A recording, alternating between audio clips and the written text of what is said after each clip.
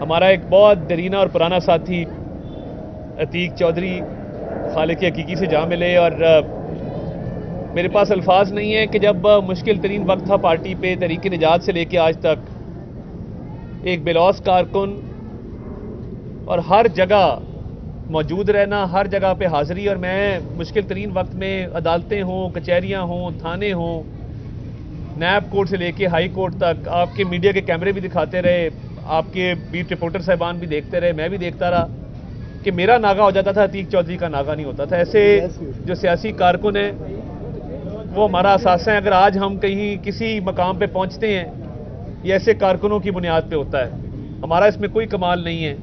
جماعتیں بھی جو کھڑی ہوتی ہیں، ہم بھی اگر وزیر مشیر کسی مقام پہ پہنچتے ہیں تو ہمارے پیچھے ایسے کارکن، عتیق چودھری جیسے کارکن ہوتے ہیں جو بے لوث پارٹی کے لیے کام کرتے ہیں، پارٹی کا جھنڈا تھامے رکھتے ہیں، پارٹی کا نام زندہ رکھتے ہیں، اور جب مشکل دور آتا ہے بہت سے لوگ ادھر ادھر ہو جاتے ہیں، مگر ایسا کارکن نہ ڈرتا ہے، نہ بکتا ہے، نہ جھکتا ہے۔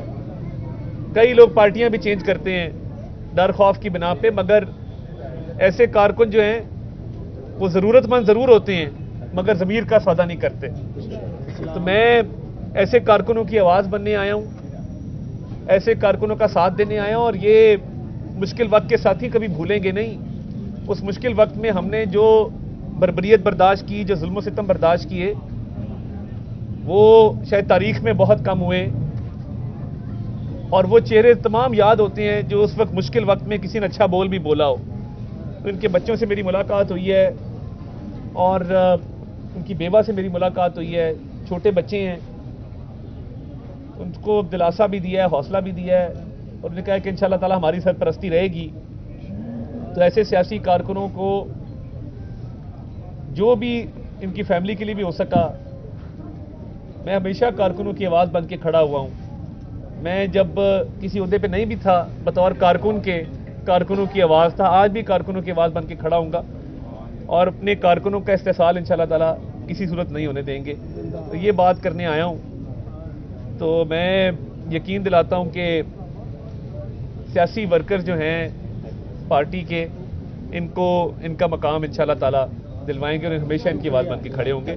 تو کوئی سوال اگر آپ کا ہے گا کہ سیاسی جماعتیں ہمیشہ سے اپنے جو کارکن ہوتے ہیں انہیں کہیں نہ کہیں ایڈجسٹ کرتی رہی ہیں۔ ہم نے یہ دیکھا ہے کہ مسلم لیگ نون جو ہے نا وہ ماضی میں تو کرتی رہی، لیکن گزشتہ 16 ماہ کا جو دور تھا اس میں بھی کارکنوں کو ایڈجسٹ نہیں کیا گیا، اور ابھی بھی 1 ماہ سے زیادہ عرصہ ہو گیا کارکن ایڈجسٹ نہیں کہیں ہو پا رہے۔ دیکھیے، معاشی مسائل کی وجہ سے ماضی میں حکومتیں جو ہیں ان کے حالات بہت بہتر ہوتے تھے، معاشی مسائل اتنے نہیں تھے جتنے عمران خان صاحب کے 4.5 سالہ دور میں آئے۔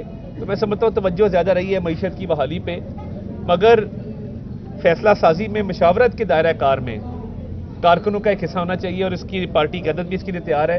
اس کے لیے کام کریں گے کہ جب فیصلہ سازی ہو، اہم امور پہ، سیاسی امور پہ گفتگو ہو، تو اس میں ایسے سیاسی کارکن جو پارٹیوں کے لیے زندگیاں لگا دیتے ہیں، اور آپ نے دیکھا ہے جن حالات میں وہ رہتے تھے، تو دنیا کے سامنے ڈٹ جانا، کھڑے ہو جانا ان حالات کے باوجود، یہ بہت بڑی ہمت کی بات ہوتی ہے۔ اچھا بھائی، آپ نے دیکھا کہ ایسے ایسے مقامات پر جہاں پر بہت سارے لوگ نہیں کھڑے ہوتے تھے، عتیق بھائی وہاں کھڑے ہوتے تھے، ابھی آپ نے بھی دیکھا، اور ایسے سیاسی کارکن پاکستان کی جمہوریت کی بقا کے ضامن ہوتے ہیں۔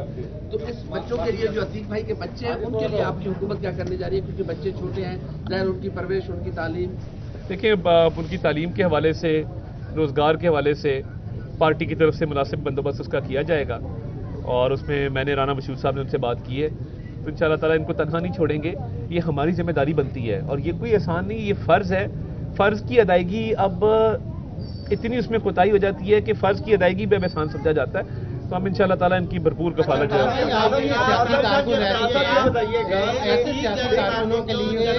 باری باری کر لیں، باری باری کر لیں۔ عتیق تو چلا گیا، پھر ذہن میں آیا کہ اچھا ٹھیک ہے، بہت سارے ایسے کارکن ہیں جو ہم نے خود دیکھا کور کرتے ہوئے کہ وہ آپ کے ساتھ رہے ہیں۔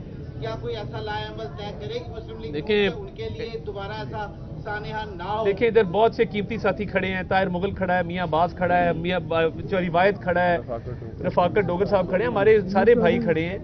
میں معذرت چاہتا ہوں اگر کسی کا نام نہ لے سکا ہوں، بٹ یہ سارے بڑے قیمتی ساتھی ہیں۔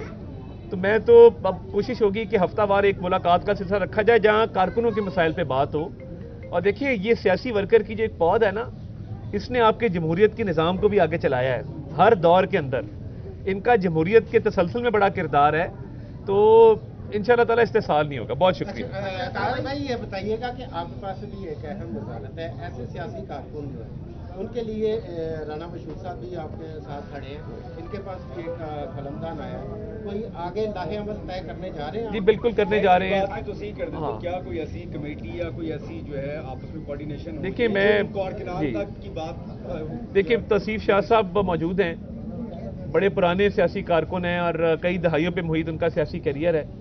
ہمارا جو ایک برج کا کردار, پل کا کردار وہ ادا کرتے ہیں, تو اس حوالے سے ہفتہ وار ایک ملاقات کا سلسلہ ہوگا. اس سے کافی مسائل, جب آپ ملاقات کرتے ہیں نا, اس سے کافی مسائل حل ہو جاتے ہیں. کوئی انڈومنٹ فنڈ وغیرہ ورکرز کے لیے اگر بنا دیا جائے کہ جیسے کوئی فنڈ قائم کر دیا انشاءاللہ جائے کہ جس اس پہ کو غور ضرورت کریں ہو گے. تو وہ اس میں سے اسے میاں شعیب صاحب حالات ہیں اس وقت, کیونکہ مشکلات ہیں, معاشی مشکلات کا آپ نے خود ذکر کیا, دیہی سے عوام خود مشکلات کا سامنا ہے. آپ کی حکومت آئی ہے, عوام کس طرح لیڈ کیے جا رہے ہیں, اور یکم بتایا جا رہا ہے پیٹرول کی قیمتیں بڑھی ہیں, عوام کے لیے دیکھیے ایک تو آج کابینہ کا اجلاس ہے.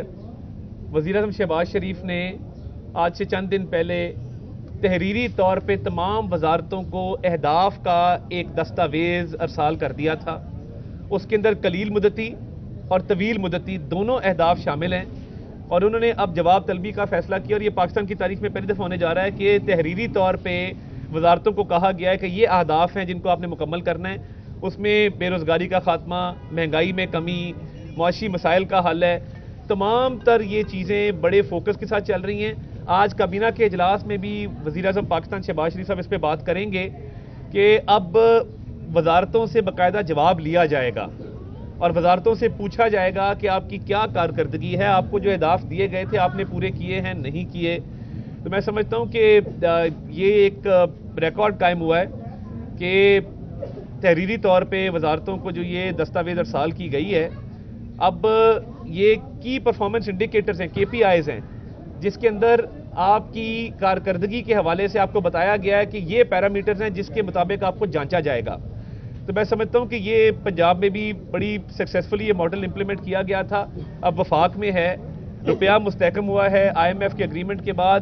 آج میں خبر پڑھ رہا تھا بزنس ریکارڈر میں کہ مہنگائی میں 3% کمی جو ہے وہ انشاءاللہ تعالیٰ جون تک ہو جائے گی. تو میں سمجھتا ہوں روپیہ مستحکم ہوا ہے, آہستہ آہستہ استحکام آ رہا ہے, تو اس کے ثمرات بھی انشاءاللہ تعالیٰ آپ کو نظر آئیں گے.